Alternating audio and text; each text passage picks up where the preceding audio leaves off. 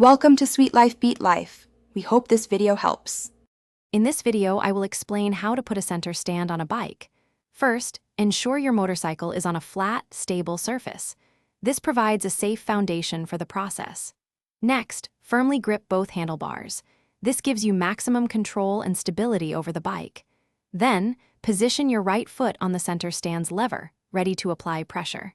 This initial setup is crucial for a smooth and safe operation. Now, with your foot on the lever, apply steady downward pressure. Simultaneously, use your arms to pull the motorcycle upwards and slightly backward. This combined motion helps pivot the bike onto the stand. Feel for the stand's legs to fully extend and lock into place.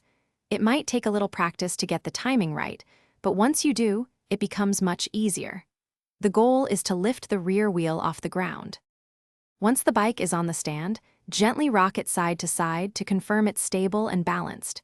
You should feel confident that it won't tip over.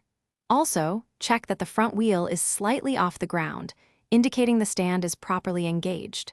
The center stand should be supporting the motorcycle securely, allowing for maintenance or storage.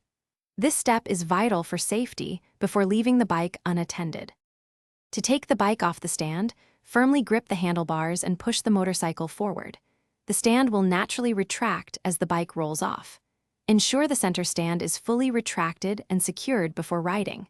This prevents it from dragging or interfering with your ride. Remember to always practice this in a safe, open area until you're comfortable.